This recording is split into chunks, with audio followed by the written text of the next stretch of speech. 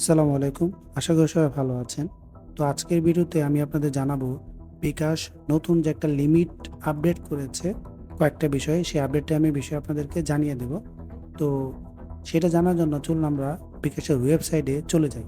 বিকাশের ওয়েবসাইটে নতুন যে লিমিটটি দেওয়া হয়েছে সেটা অলরেডি আপডেট করে দিয়েছে। এজেন্ট থেকে আপনি ক্যাশ ইন করতে পারবেন একদিনে সর্বোচ্চ ৫০,০০০ টাকা এবং ১ মাসে ৩,০০,০০০ টাকা। যেটি আগে একদিনে ছিল ৩০,০০০ টাকা এবং ১ মাসে ছিল ২,০০,০০০ টাকা। অর্থাৎ দিনে লিমিট বাড়িয়েছে ২০,০০০ টাকা এবং ১ মাসে বাড়িয়েছে ১,০০,০০০ টাকা। তারপর রয়েছে ব্যাংক বা কার্ড থেকে অ্যাড মানি। সেখানে কোনো পরিবর্তন নেই। ৫০,০০০ টাকা ডেইলি, মাসে ৩,০০,০০০ টাকা লিমিট আগেও ছিল। সেন্ড মানিতে কিছু পরিবর্তন এসেছে। সেন্ড মানিতে ছিল আগে ২৫,০০০ টাকা একদিন এবং ২,০০,০০০ টাকা ১ মাসে। সেখানে নতুন আপডেট নিয়ম অনুসারে ৫০,০০০ টাকা আপনি সেন্ড মানি করতে পারবেন একদিনে, ১ মাসে করতে পারবেন ৩,০০,০০০ টাকা। তারপর রয়েছে বিকাশ টু ব্যাংক। এখানেও পরিবর্তন হয়নি। ৫০,০০০ টাকা পার ডে এবং ৩,০০,০০০ টাকা মাসে সেইম। মোবাইল রিচার্জও সেইম। এজেন্ট থেকে ক্যাশ আউট এখানে কিছুটা পরিবর্তন এসেছে। আপনি আগে এজেন্ট থেকে ক্যাশ আউট করতে পারতেন একদিনে ২৫,০০০ টাকা এবং ১ মাসে ১,৫০,০০০ টাকা। নতুন লিমিট অনুসারে আপনি ৫০,০০০ টাকা করতে পারবেন একদিনে এবং ২,৫০,০০০ টাকা করতে পারবেন ১ মাসে।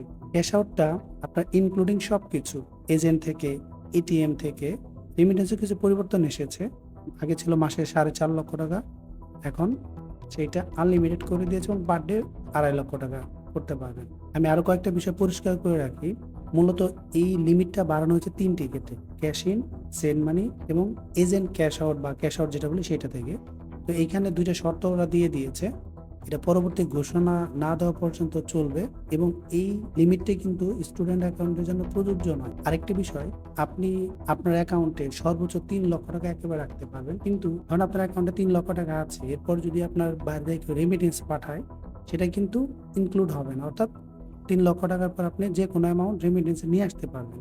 রিচার্জের ক্ষেত্রেও কিছুটা পরিবর্তন এসেছে। আপনি গ্রামীণফোন, রবি, এয়ারটেল এবং বাংলালিংকে ৳২০ নিচে রিচার্জ করতে পারবেন না। কিন্তু এর নিচে যদি কোনো প্যাকেজ বা ইন্টারনেট বা মিনিট কিনতে চান সেটা কিনতে পারবেন। কিন্তু নরমালি রিচার্জ ৳২০ নিচে করতে পারবেন না। তো আজকের ভিডিওতে এটাই ছিল। আপনারা নতুন যে লিমিটটা দিয়েছে সেটা এনজয় করেন, আপনি বেশি, বেশি লেনদেন করেন। ধন্যবাদ সবাইকে। আসসালামু আলাইকুম।